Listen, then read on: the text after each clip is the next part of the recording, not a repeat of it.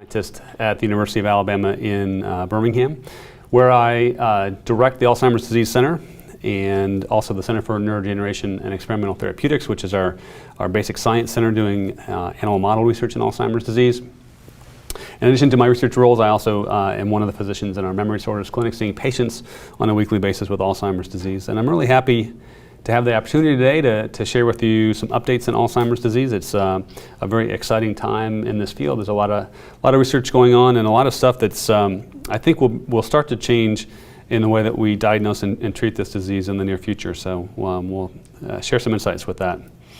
I don't have any relevant financial disclosures in the last 12 months, and this lists some of my current research funding. So I'm going to try to base this around three main questions today. The first is what causes Alzheimer's disease. The second is about diagnosis, how we accurately diagnose the disease. And we'll talk about that both in terms of current practice, what we do now, and this is, I think, going to change with an increased emphasis on biomarkers soon. And so we'll talk about what those up and coming biomarkers will be.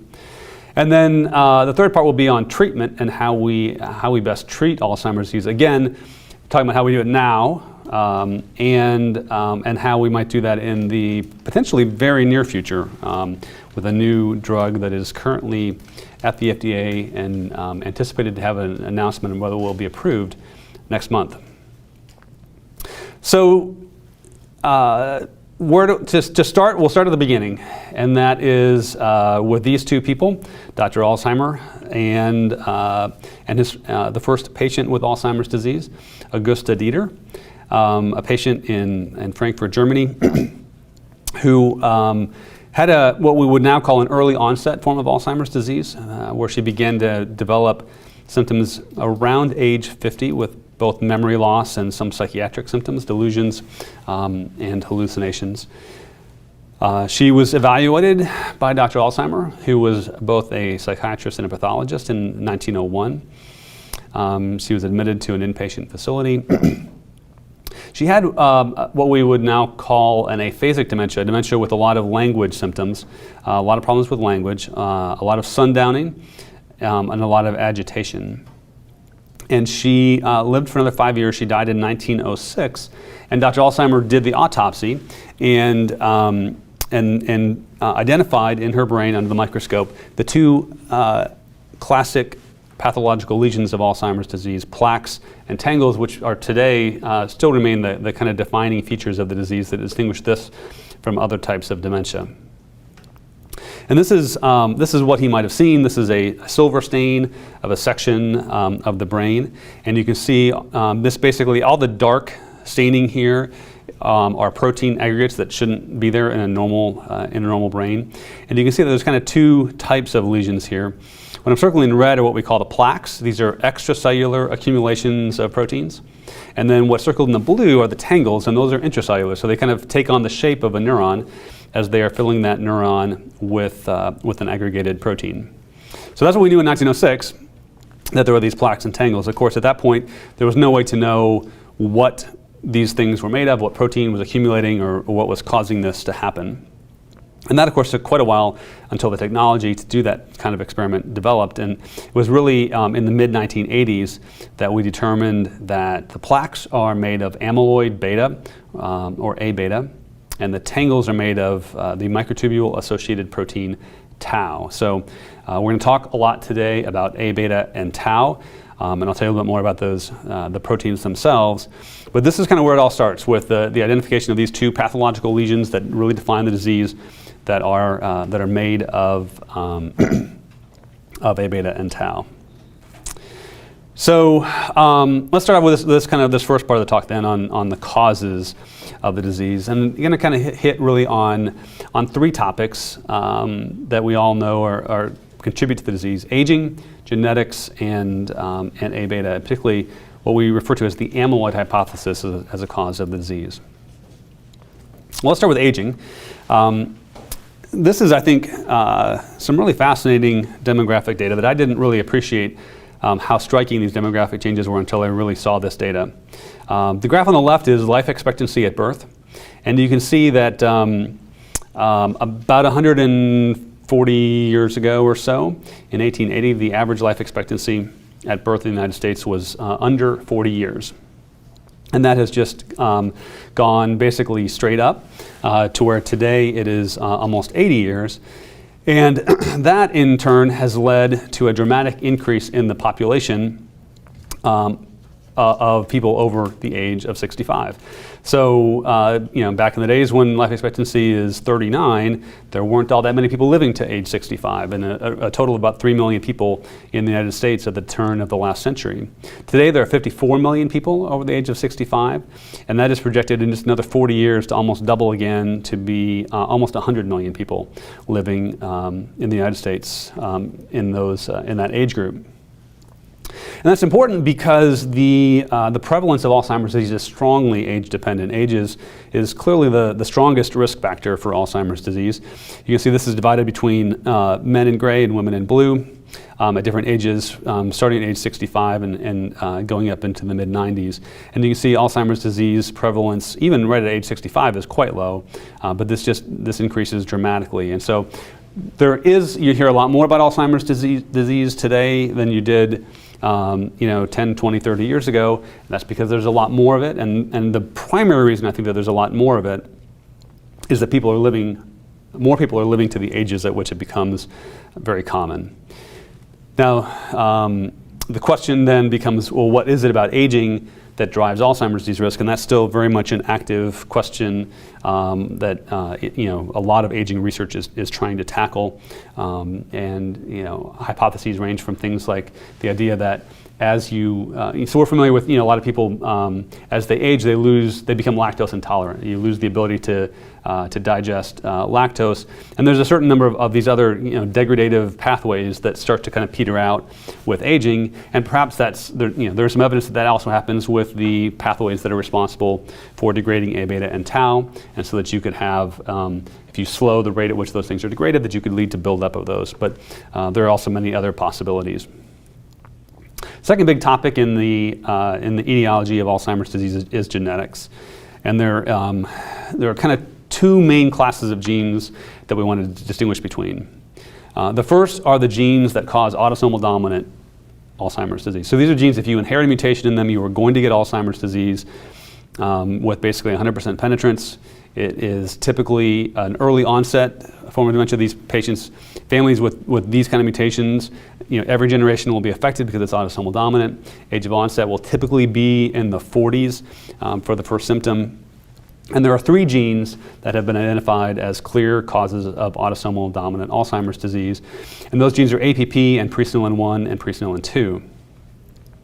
Now the important point here is that all 3 of these genes are closely related in terms of function.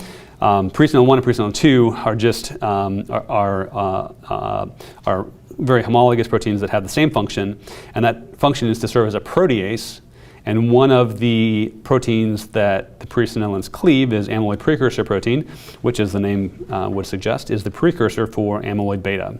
So APP is cleaved by presenilin, and that releases A beta. So these are the key proteins involved in the production of A beta, and the mutations in these proteins are all concentrated in certain spots in the proteins, and we know pretty clearly that the net effect of those mutations is to increase the production of the most toxic form of A beta.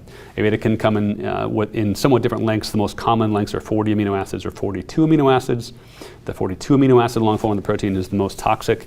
And what these mutations do is drive generally the production of more A beta, and the ratio of the 42 amino acid long to the other forms is increased. So you get particularly more of the toxic form of A beta with these mutations. And just to kind of visualize how this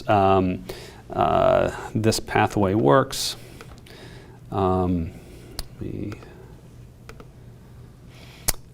so this is a schematic here. This is a plasma membrane. This is APP. That is a single-pass transmembrane protein, mostly with an extracellular domain. The sequence that's shaded in yellow here is the actual sequence that makes up the A beta peptide.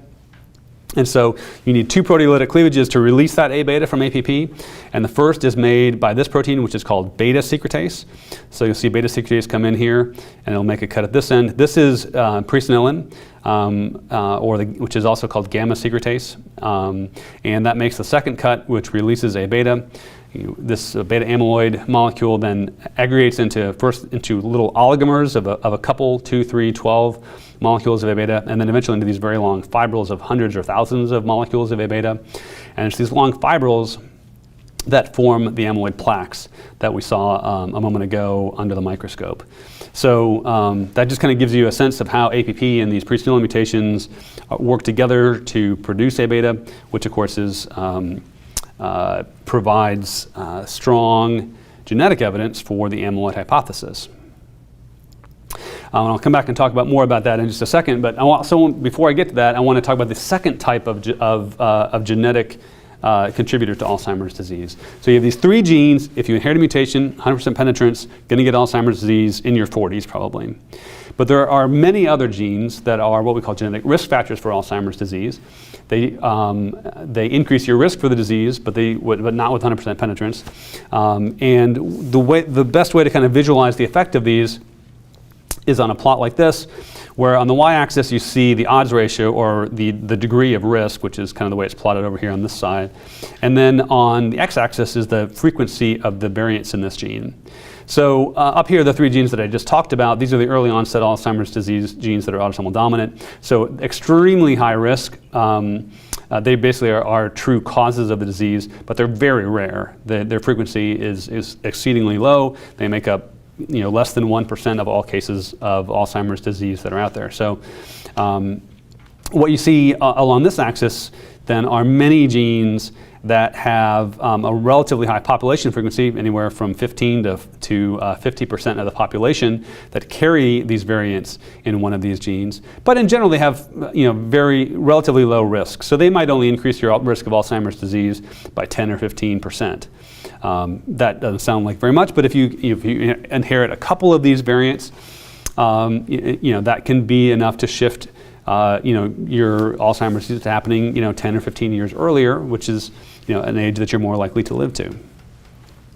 And then what I'll talk about in just a second here, and I want to highlight, is there's this one other gene that's kind of halfway between these, which is ApoE, and you can see that it has a much higher odds ratio than most of these other genetic risk factors, but it's also much more common than the early onset Alzheimer's disease genes. I'll come back to that in just a second. But before I get to that, I just want to emphasize this distinction between late onset and early onset Alzheimer's disease. So generally speaking, if you just say Alzheimer's disease, you probably are referring to the late onset form of the disease. This is the form that's very common, and it is the big issue for the healthcare system. Early onset Alzheimer's is generally defined as anything that starts before age 60. It's much more rare. If you have an autosomal dominant gene, it will cause early onset disease, but not everybody with an early onset disease has autosomal dominant gene. Many of them, as I alluded to before, might have multiple copies of these different genetic risk factors that I talked about. That's contributing to that. And the most important of those is this ApoE gene, which is by far the strongest of those genetic risk factor genes. It is both in terms of effect size. If you inherit one copy of the bad form of ApoE, which is called ApoE4, increases your risk on the order of 4-fold, so a 400% increase. And if you are homozygous for ApoE4, both copies of your ApoE gene or the E4 form of the gene, your risk can be as high as 10-fold higher. And that's mainly because it shifts the age of onset to an earlier curve. So ApoE3 is the normal form of ApoE, and if you have 2 copies of ApoE3, this will be the normal, this will be your generic risk of having Alzheimer's disease, shown on the Kaplan-Meier survival curve, where you're kind of going from unaffected, and every time somebody's affected, this likelihood decreases as you go up in age. And you can see that one copy of E4 shifts your age of onset about 10 years earlier, and 2 copies about 15 years earlier. So you start to get into this, and you add maybe one of those other genetic risk factors that I just showed you, and you start to get onset happening even before the age of 60. Really interesting that these variants between ApoE3, the normal form, and ApoE4, the high-risk form, it's a single nucleotide change causing a single amino acid change. So changing one nucleotide in your entire genome is enough to have this a tenfold increase in your Alzheimer's disease risk. And it's because it has this big structural effect on ApoE. So normally ApoE has this sort of open conformation where the two domains of the protein are far apart from each other. The amino acid substitution that occurs in ApoE4 rotates this helix, so you get some binding here and it becomes this much more compact form of ApoE, and that has then a host of other detrimental effects that really drive this risk. So it's an interesting example here of how modern research has enabled us to get down to really a molecular level understanding of what's going on to drive Alzheimer's disease risk. And this in turn has led to a therapeutic strategy. So one of the approaches that's being taken is to find drugs that would kind of come back up in here and break up this interaction. So you can envision a small molecule that would destabilize this interaction and open up ApoE4 so it took on this more ApoE3-like structure. Could be a potential therapeutic approach. So ApoE is by far the biggest genetic risk factor. Do we test for it routinely? No, we don't, and there's a variety of reasons listed here, including that it could cause some distress and it's only a risk factor, but a lot of people, when you tell them that you have a gene associated with Alzheimer's disease, they have a hard time understanding a small increase in their risk versus, oh, no, I'm going to get Alzheimer's disease. But most important one is that it's not a modifiable risk factor. And so when there's nothing that really yet that we can do about it, of course, once we have a therapy or some kind of treatment that modifies that risk, then the ball game would change for that. Or if we have a treatment where, for example, people with ApoE4 would selectively respond to that treatment, then there'll be a greater need for testing for this. But we don't do it routinely in clinic yet at this point. And then finally, I've alluded to the amyloid hypothesis, which is the idea that A-beta is the primary driver of Alzheimer's disease. We talked earlier on about A-beta and tau as being the two main proteins that Dr. Alzheimer first noticed accumulating in the brain of an Alzheimer's patient. And the genetic evidence that I pointed out, that the three genes that really truly cause this disease all increase A-beta production, is really strong evidence, actually, that this is a driver of Alzheimer's disease. And there's also genetic evidence kind of on the other way. There are variants in APP that decrease the amount of A-beta that can be produced that are protective against Alzheimer's disease. So if you happen to inherit one of those variants that makes it harder to make A-beta, you're less likely to get Alzheimer's disease, which also, I think, strengthens this. There's experimental evidence from putting A-beta onto cultured neurons or expressing it in the brains of animal models that it has toxic effects. And there's clinical trial evidence now. There's been, over the past decade, a number of trials that have been conducted using different approaches to reduce A-beta or to clear it out of the brain. And while none of them have had we'll talk a little more about this at the end, have had a resoundingly positive effect, there is, I think, consistent signals that there's at least small beneficial effects of doing this, and it may matter just getting the timing right or the exact drug right. But I think that does provide some evidence that A-beta does contribute to Alzheimer's disease. So second part of the talk, diagnosis. How do we diagnose Alzheimer's disease? And here, kind of the three points that I want to highlight are distinctions between MCI and dementia, which are very important concepts in the diagnosis of the disease, clinical syndromes versus pathological diagnoses, and the role of biomarkers. So in memory disorders clinic, as behavioral neurologists, when we evaluate a patient with a cognitive impairment, potential Alzheimer's disease, the first question that we ask, and really the first stage in making a diagnosis, what I call step one, is syndromal staging. And that's the idea of distinguishing whether somebody is cognitively normal, and so that can be based on both their history and whether they've had any cognitive complaints, but more importantly, in this case, based on cognitive testing, are they in the normal range on standardized neuropsychological assessments? If they're not, then the question becomes, do they have MCI or do they have dementia? Are they in this range or this range? So once you have cognitive impairment, you kind of cross the line from normal. And then the line between cognitive impairment and dementia, the line between MCI and dementia is functional impairment. So then we ask questions about whether this is interfering with their ability to pay their bills on time, to manage their own medications, to do their own grocery shopping or cooking, things like that.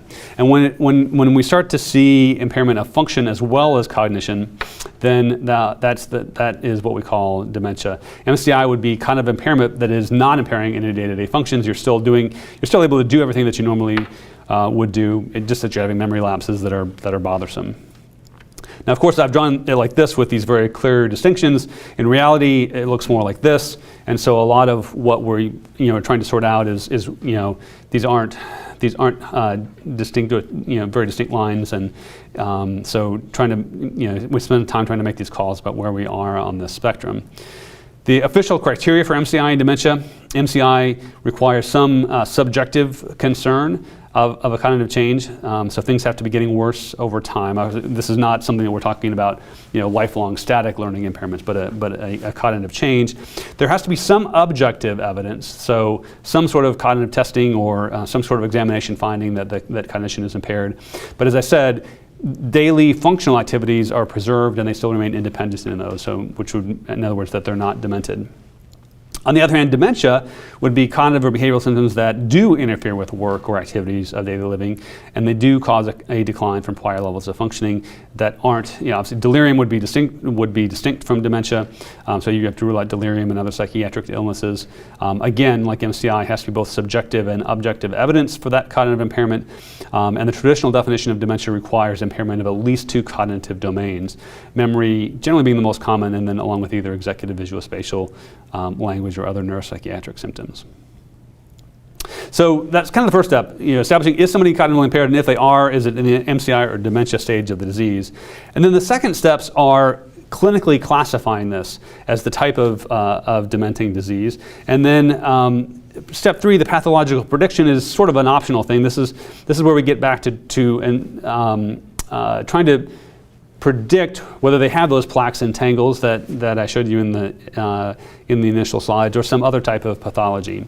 So let's talk a little bit more about that. So very important to distinguish between a clinical classification. This is the diagnosis that a clinician, a neurologist, or geriatrician or psychiatrist would typically make based on a patient's symptom profile. And of course, the symptoms that someone has are going to be driven by neuroanatomy. If you have dysfunction or cell loss in a certain part of the brain, you will have symptoms attributable to what that part of the brain is normally supposed to be doing. So if you have the typical memory loss in amnestic forms of Alzheimer's disease, that would point you toward the medial temporal lobe, the hippocampus, the part of the brain that really is involved in learning and memory. If somebody presents with a progressive language disorder, we diagnose them with primary progressive aphasia. That would suggest that the left language cortex is the most heavily affected part of the brain. Pathological prediction, on the other hand, is really getting at what is the diagnosis that a neuropathologist would make after looking at the brain under a microscope and staining it with antibodies against all the different possible proteins that might accumulate, including A beta and tau, but also alpha-synuclein, TDP-43, prion protein, and many others that cause various other neurodegenerative diseases that might be on the differential diagnosis. So ultimately, this is, of course, being made by a pathologist if and when the patient comes to autopsy. But increasingly, we are able to make predictions about what that pathology might be based on clinical classification. So certain clinical syndromes are likely to be caused by certain pathological entities, but also by biomarkers. And we'll start talking a little bit about that. So how do we make the clinical classification of Alzheimer's disease? So these are the current official diagnostic criteria for dementia due to Alzheimer's disease. So it would be dementia as diagnosed on the previous slide.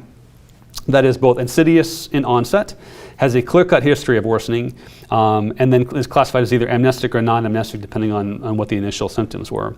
And again, the rule-outs here are no vascular disease or other obvious features of other neurodegenerative disorders or psychiatric diseases that would better explain the symptoms. So you'll see that this diagnosis of Alzheimer's disease has no mention of A beta, no mention of tau, and that's at least in present day, the current distinction between the clinical classification based on symptoms and the pathological diagnosis, which is based on pathology. That is starting to change, and probably at some point soon will more definitively change. We'll talk about that in just a second. But just to I wanted to kind of show you some of the other clinical syndromes that we're talking about here. So the classic picture, the most common way that Alzheimer's disease presents is the amnestic form, the memory loss form, and the pathology is most prominent in the medial temporal lobes and the hippocampus in these cases. The classic symptoms are episodic memory loss, especially of recent events, much more so than remote events. And this is actually the form of the disease that has the strongest association with ApoE4. So if you're ApoE4, that seems to really drive the pathology toward the hippocampus and really increase your risk of having this type of disease. But this is actually, it's by far the most common way that Alzheimer's disease presents, but it's not the only way that Alzheimer's disease presents. So another form is what we call the logopenic variant of primary progressive aphasia. Primary progressive aphasia, or PPA, just the primary means that the aphasia or the language symptoms are the primary symptoms. So the language symptoms start first before there's any memory or executive or visuospatial symptoms, and they kind of remain the most prominent as the disease progresses. As I alluded to before, in PPA, the pathology is going to be most predominant in the parts of the brain that subserve language, which is generally speaking on the left hemisphere. In the frontal and temporal areas. And so these patients present with word finding problems, slower than normal speech, and then may eventually form some memory problems, but the language symptoms are kind of their predominant symptom early on. And there's also a form of the disease called posterior cortical atrophy, which, as the name would suggest, involves pathology accumulating in the back of the brain, which of course is the occipital cortex that's heavily involved in visuospatial processing. And so you really here have patients presenting with predominantly a visuospatial syndrome. So they might complain of blurred vision and difficulty reading, but then they go to the eye doctor. Eye doctor says their vision is fine. Eventually they end up coming to us, and we do some testing that reveals that the vision itself is fine, but the processing of that visual stimuli by the brain is impaired, and so you get misperceptions of what you're seeing. All of these three can be caused or would be caused by plaque and tangle pathology, the kinds of neuropathology, A beta and tau accumulations that I showed you earlier, just in different parts of the brain. So you have the same proteins accumulating, but where in the brain that really happens drives what kind of symptoms that it presents with. So these present to us very differently. The patients have completely different symptoms, but it's probably a very similar underlying disease process that's going on in terms of what proteins are accumulating and probably why they're accumulating. Now, just to distinguish this with a couple of some of the other disorders that have non-Alzheimer's disease pathology, so non-plaque and tangle pathology, some of the other kind of diseases that we frequently encounter in a behavioral neurology clinic. So behavioral variant frontotemporal dementia is a primarily behavioral disorder with personality changes, social withdrawal, disinhibited behavior, OCD type repetitive behavior, apathy. So patients can sort of be anywhere on that spectrum of just sort of completely disinhibited and saying inappropriate things and coming up to strangers and being very inappropriate with them, all the way to just sitting on the couch and doing nothing and have a hard time getting them up and trying to even to do their previously favorite hobbies. And will often sort of evolve from one to the other. They'll kind of start out with the highly disinhibited and then evolve into a kind of a burned out apathetic phase of the disease. Of course, FTD, frontotemporal, it's primarily a frontal and temporal disorder. This form of the disease is often more pathology on the right side of the brain.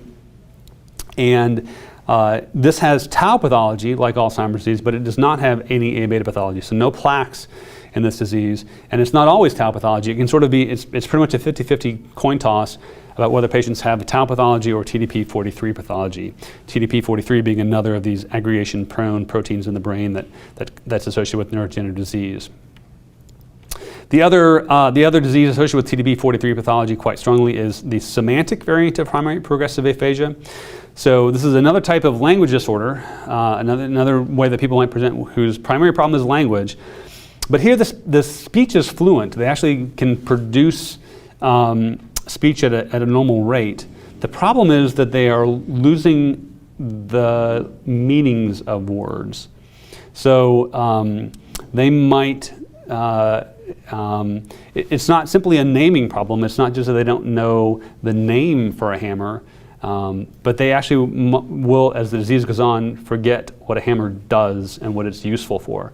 So if you hand them the hammer, they might not even grab it by the handle, they might grab it by the head, because they just don't recognize, that we all have accumulated some semantic knowledge about what a hammer is, or what a pencil is, or what a rose is, and we know, we recognize it, we know what it's useful for, and that all is lost in SVPPA. Service dyslexia is a phenomenon where when you give them a list of words that are pronounced not the way they look, so the word yacht, for example, they might see that, and since they have lost the semantic concept of what a yacht is, they might pronounce that yacht or yacht, just literally just kind of sounding it out by the letters.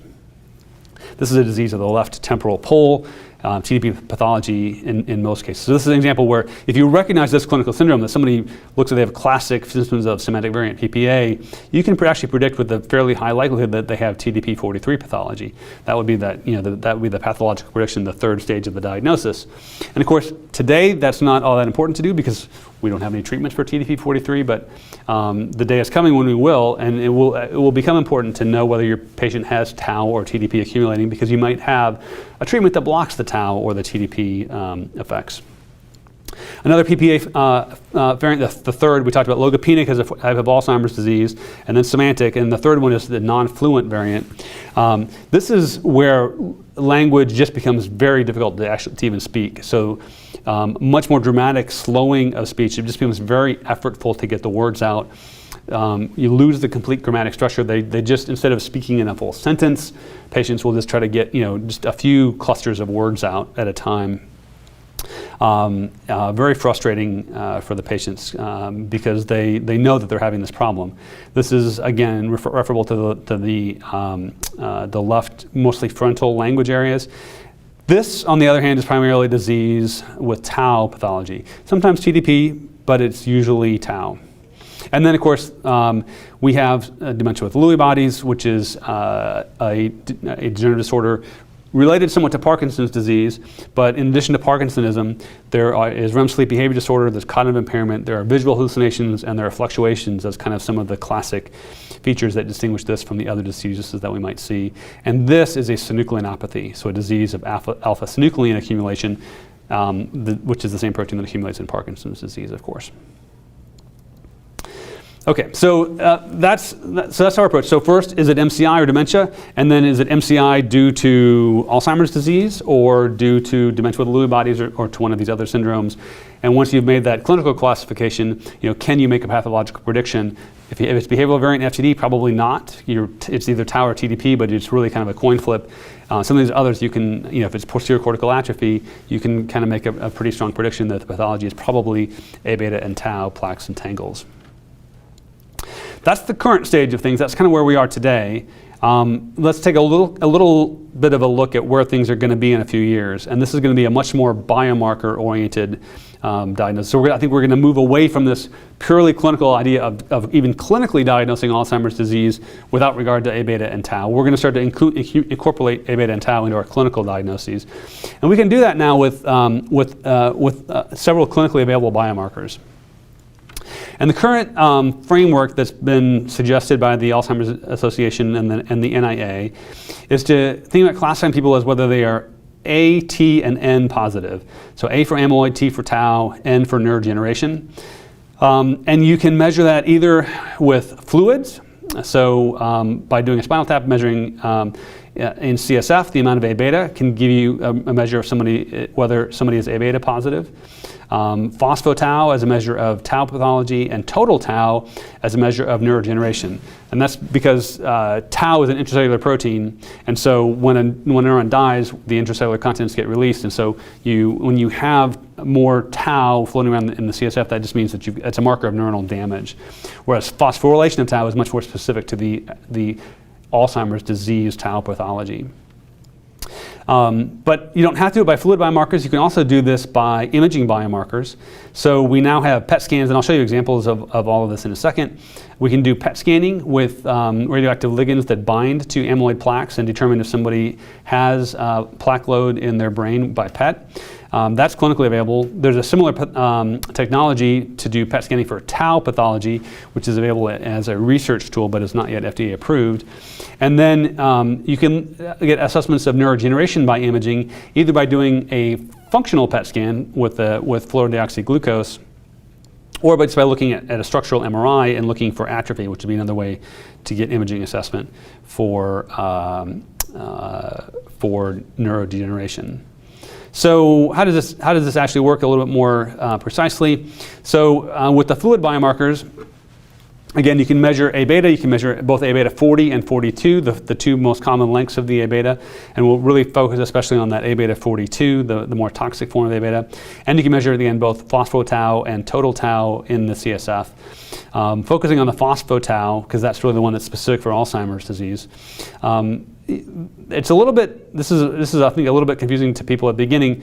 You have, of course, more amyloid and tau in the brain. As I showed you at the very beginning, you have plaques and tangles accumulating. So the overall load of these proteins in the brain is higher for both.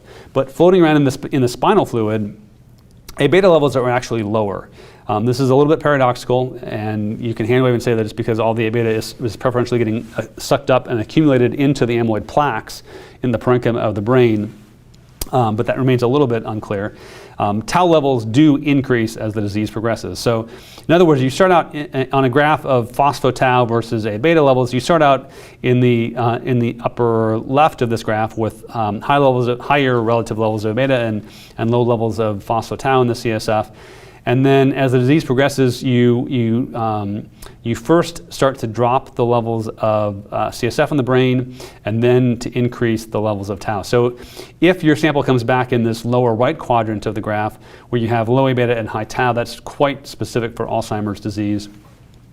Sometimes you might get in this lower left where you have low levels of A-beta but still normal levels of tau, and that might just be somebody who's on the way to developing Alzheimer's disease, where they've lowered their tau but haven't raised their or lowered their A-beta but haven't seen an increase in the tau. Now this is all done in CSF. There's been extensive research on this. These tests, we can do this today. We can do a spinal tap. We can send the spinal fluid off and order these measurements and return these results to patients, telling them about their Alzheimer's disease risk. Of course, not a lot of people want to have a spinal tap, and in this day and age when we still don't have a treatment that we would do something necessarily different based on the information from this, most people opt not to undergo this testing. But what's going to really change this is blood-based biomarkers. So the same proteins can be detected in the plasma. They are at much lower levels, of course, than they are in the spinal fluid. And so it took quite a while for the technology to catch up to be able to detect the extremely low levels overall of A-beta and tau in plasma, but we now have the technology that can do this. This is not yet anything that's clinically available or FDA approved, but just to give you kind of a sense of this, this is on the right is data from CSF testing of A-beta, and you can see, so if you take a group who do not have plaques, so these are people who we know from PET, so they're PET negative, they've had an amyloid PET scan, they do not have amyloid plaques in their brain, and this is the average level of A-beta in their brains. These are patients who have a documented positive amyloid PET scan, and we know that they have amyloid accumulating in their brains, and they have lower levels of A-beta in their CSF. This is a test you can do now. What we're now finding is that you see essentially the same thing in plasma. You have to do the assays differently because they have to be much more sensitive, and you can see that there's a little bit more overlap between these two groups. And so, we're still, these are not quite ready to roll out for widespread use, but this is coming, and there will be a day sometime soon where we, just on a basis of a blood test, we can determine if somebody is amyloid positive or not, which is really remarkable considering that 15 years ago the only way to know whether someone had amyloid in their brain was to do an autopsy after they died.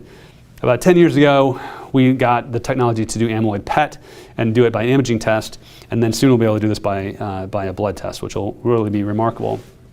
There is one test that is now clinically available. It was just came on the market earlier this year, actually. That's based on a blood test, and they look at not just the A-beta ratio of 42 to 40. They also assess ApoE genotype, whether someone's ApoE4 positive. That fits into their algorithm, and they also look at age, because as I showed you earlier, ApoE and age are two of the strongest risk factors for Alzheimer's disease. So this company, using this test, based on a blood test and these couple of other pieces of information, can make a pretty strong prediction. Again, amyloid negative people end up having very low APS scores, amyloid probability scores, and people who are amyloid positive tend to have very high PET scores. So again, this could something that we could order today on our patients as a way, based on a blood test, to make a quite strong prediction about whether they have amyloid plaques in their brain. This is the imaging approach to this. So Amyloid Pet, again, this has been clinically available now for almost 10 years. It is not reimbursed by insurance, however. So CMS determined that there was not enough evidence that it would impact the care of patients, and so they decided not to reimburse for it, and private insurers followed suit. So it's rarely done because it would be an out-of-pocket expense, and it probably costs $5,000. So again, not something that most patients want to do unless it would really dramatically change their treatment. But you can see, just as an example, this is a negative normal amyloid PET scan. This is someone with Alzheimer's disease, and you can see all the plaques lighting up here. So a very clear diagnosis of the presence of plaques. I mentioned Tau PET. This is something that is, the technology exists. It is still research only, but we can also, using these PET ligands, essentially assess where the Tau is accumulating in the brain as well. And then for neurodegeneration, for the N biomarker, if you determine someone's A positive or negative, T positive or negative, the N positive or negative, one way to do that is with a structural MRI. And we're particularly focused on the hippocampus. That's this part of the brain right here, which is the key learning and memory structure in the brain. This is what it should look like normally with a full hippocampus. It kind of fills up the inferior horn of the lateral ventricle. As it begins to atrophy, you start to see a little bit of CSF. The dark on these T1 scans is CSF, and we basically we score this on a visual rating scale of 0 to 4. With a 4, there almost is no hippocampus. The inferior horn is really always seen, maybe a little nubbin of tissue on the wall of the ventricle here. So we can just, by looking at a coronal MRI, we can make these ratings. 0 and 1 is probably within normal range. Certainly if you get to be a 3 or 4, that's almost always Alzheimer's disease, and 2 it would be pretty concerning as well with the right history. And then finally, Fdg Pet. So this is a way of looking at functional imaging with an administration of radioactive glucose. So this is going to travel and mark the metabolically active areas of the brain. And really what you're looking for on an Fdg Pet scan are areas of the brain that are cold, that are not lighting up. Normally, all the cortex lights up, with the possible exception of the primary motor cortex, because they're sitting still in a scanner, they're not moving, so their motor cortex doesn't light up. But what we see in Alzheimer's disease is these posterior parts of the brain. The posterior parietal cortices are the areas that selectively initially fail to light up properly and are showing lack of normal metabolism. So this would be diagnostic of Alzheimer's disease. And you can see the MCI scan is similar, but just not quite as severe. Now the last point I want to make about the biomarkers, which is I think a really important and interesting one, is about the timing of these. So we not only have been able to learn over the past 15 years how to measure these biomarkers, but have measured them in very large longitudinally followed cohorts of people, starting with people who are cognitively normal. And that has enabled us to get a sense of the relative timing of these, what changes happened first. And what's clear here is that what changes first is A-beta. So this is, all these curves are kind of showing upward swings on this. I told you that CSF levels of A-beta go down, but just think of this as how abnormal it is. So whether it's going up or it's going down, it's becoming more abnormal. So A-beta changes first. Then tau changes. And as I showed you on that one plot of CSF versus A beta, you rarely see people with high tau but normal A beta. First, the A beta goes down, then the tau goes up, and that's kind of another way of plotting that is shown here. Then you start to get the structural changes in the brain, the neurodegeneration, and that's about the time you start to get cognitive loss or memory loss, and then the functional changes come later than that. So now remember, the onset of cognitive symptoms is the beginning of MCI, the onset of functional symptoms is the beginning of dementia. So you can kind of plot those stages on these, and just to kind of put what I showed you before, the graph down here, this really starts to make the point now that almost all of the accumulation of A beta occurs almost before anybody even has MCI. So by the time somebody starts to have those initial symptoms of MCI, most of the amyloid that they're going to get has already accumulated in their brain over a process of probably about 15 years. So this is probably about a 15-year window of accumulation of A beta before any of the symptoms of the disease begin. Now this is both a problem because what we've done a lot over the last 15 years before we really understood this and internalized it, is done a lot of clinical trials for dementia trying to treat A beta at this stage of the disease when they've already had amyloid plaques in their brain for 10 or 15 years. And not surprisingly, those trials didn't work out so well. What we're now doing is we're moving those trials back to this stage of the disease, treating people who are cognitively normal, who would only know that they have a problem because they came in and joined a trial and got a PET scan that showed that they had amyloid in their brain. And now giving them drugs to reduce the amyloid and seeing if that helps prevent them from ever getting these stages of the disease. All right, the third and final section of the talk in the last few minutes here, treatment of the disease. And again, three little sections here. The current treatments, cholinesterase inhibitors and Mementine, lifestyle factors, and then the potential for disease-modifying treatments. So currently, what we have FDA approved for treating Alzheimer's disease are 3 acetylcholine inhibitors. So these are, just to refresh your memory, acetylcholine is one of the neurotransmitters in the brain. It is released from a presynaptic neuron and activates receptors on a postsynaptic neuron. And the way that it gets cleaved, the way that this signal between two neurons ends, is that the acetylcholine gets degraded by cholinesterase enzyme in the synaptic cleft. So in Alzheimer's disease, you have a loss of these cholinergic neurons. You lose this kind of signaling in the brain. And these drugs, by inhibiting the degradation of acetylcholine, help kind of boost the signal that is still there. So the neurons that are still left are a little more potent in their signaling because the transmitter doesn't get degraded quite as quickly. And then we have an NMDA receptor antagonist, which is Mementine. And that was approved in 2003. That still is the most recent new drug to be approved. So we're at 18 years now since we've had the new drug. Namzaric is a combination of the two in one pill. I don't really count that necessarily as a new strategy. This is what we tell patients to expect on any of these drugs. The yellow lines in all these graphs are the placebos. You can see that they're getting worse over time. These are all one-year studies, so you see, we can usually measure about 2 or 3 points of decline on the mini-mental state over a 1-year period. That's sort of about what you'd expect to see in Alzheimer's disease. And on average, if you put somebody on one of these drugs, they stay the same for a year. Over about a year, they're not showing much decline. And they're not getting better, of course, but they're not getting noticeably worse on average at a population level, like the placebo group is. And that's kind of what we tell people to expect.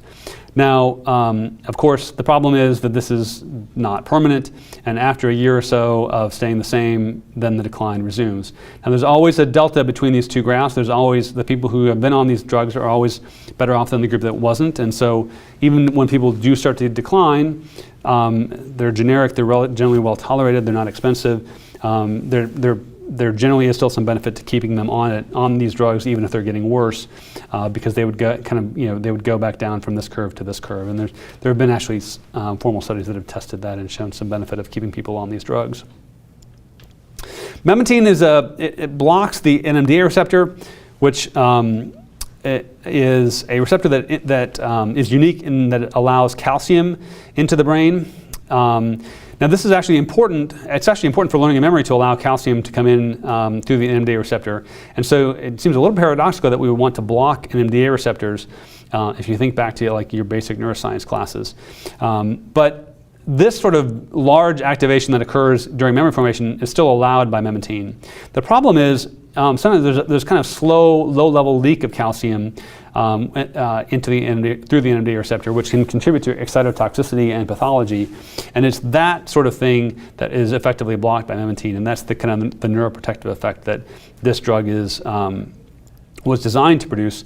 In reality, it produces about the same kind of thing that you see with donepezil and the other cholinesterase inhibitors, which is a short-term plateauing of things, and then the decline resumes. And the distinguishing feature is that Mementine has really only been shown to have this benefit in the later stages of disease when the Mini-Mental score is at 13 out of 30 or less. So we generally will start people on the cholinesterase inhibitors first when they're at higher stages, and then start Mementine when they get into this range of greater impairment. Other treatment strategies that we use in Alzheimer's disease, from a drug side, SSRIs, especially citalopram, beneficial for mood, for anxiety, for behavioral symptoms. And oftentimes when the behavioral symptoms become more severe, we need to use atypical antipsychotics, with quetiapine usually being the best choice for having the fewest side effects. There's a lot of emphasis placed on lifestyle modifications. There's a lot of data that exercise is probably more beneficial than any of these drugs that I've mentioned. So we spend a lot of time coaching on exercise, both aerobic and strength training, staying mentally active, eating a kind of heart-healthy diet, generally the same kind of diet that the Heart Association would recommend. Getting good sleep. There's evidence that sleep is important for consolidating memory. It's also probably important for clearing out toxic proteins in the brain.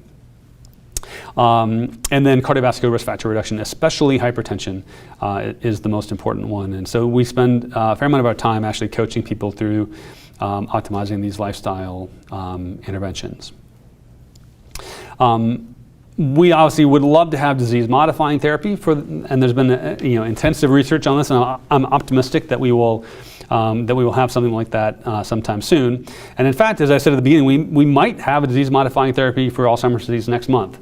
So amyloid immunotherapy has been kind of the leading approach that has had the most trials in this area.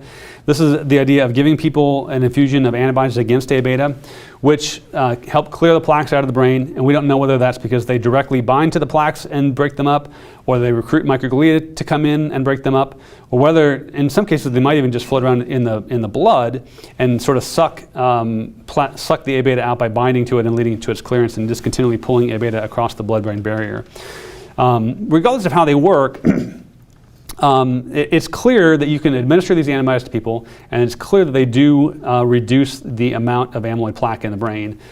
Aducanumab is the one that's gotten the most attention of late. They were on the cover of Nature 3 or 4 years ago. This is, again, a PET scan showing the normal an Alzheimer's patient sort of untreated and then after treatment with aducanumab, showing that you can clear these plaques out of the brain. The question is, does that do you any good? Does that really improve your memory? Does that improve your day-to-day function? Does that make you any clinically better?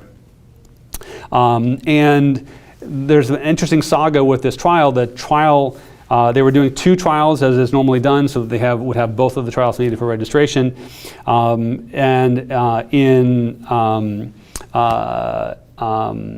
In 2019, the trials were stopped for futility. They decided that they were not working, and the statisticians on the Data Safety Monitoring Board said this drug is not working, we need to stop the trial. And then 6 months later, they announced that they had reanalyzed the data, and actually it did work, and they were going to submit the drug to the FDA for approval. And in the final analysis, one of the 2 trials was positive for the primary outcome measure. The other missed the primary outcome measure, but had some evidence of effectiveness on the secondary outcome measures. So they did submit to the FDA. The FDA Advisory Committee actually recommended not approving because the statistical evidence was not clear enough, but the FDA is not obliged to follow that advice, and so they've announced that they will decide on this next month. If this is approved, I think it will have a dramatic effect, because this is an IV infusion that people will need on a monthly basis. So you can just imagine the shock to the healthcare system if you have to have all the Alzheimer's patients in your population coming into the infusion center for a monthly infusion at very high cost. But I think whether this drug is approved or not, I think we're on the right track, and there are others that kind of have similar beneficial signals. Maybe they just need a third trial with aducanumab, but I think at some point we will see approval of a drug like this if it's not aducanumab, and that will be again another sea change. The use of blood-based biomarkers to diagnose the disease in combination with a new treatment will be a big effect. And just to close, as mentioned, we're actively looking at, particularly at the effects, the unique features of Alzheimer's disease in the Deep South here at UAB, and recently became part of the NIA network of Alzheimer's disease research centers. So we are happy to accept referrals of both patients with Alzheimer's disease and especially or cognitive people who are interested in being in a study with a particular focus on minority recruitment of Blacks and African Americans. So take-home messages. There's early onset forms of the disease. It's often genetic, but there can be autosomal dominant, but aren't usually. Genetic risk factors like ApoE are the real driver there. The pathology of Alzheimer's disease starts decades before the first symptoms and can currently be detected by clinically available biomarkers, including PET scans and CSF, and someday soon blood-based biomarkers. Currently, cholinesterase inhibitors and lifestyle modifications are first-line interventions. SSRIs are often used. Mementine becomes useful more in advanced stages of Alzheimer's disease. And we are near an era of having disease-modifying therapies for this disease, probably with amyloid immunotherapy being the first one, and that's going to be a very exciting time. So if you have questions, you can send them in. I want to thank you very much for the opportunity to share with you what I think are some exciting updates in Alzheimer's disease, and appreciate your attention today. Thank you very much.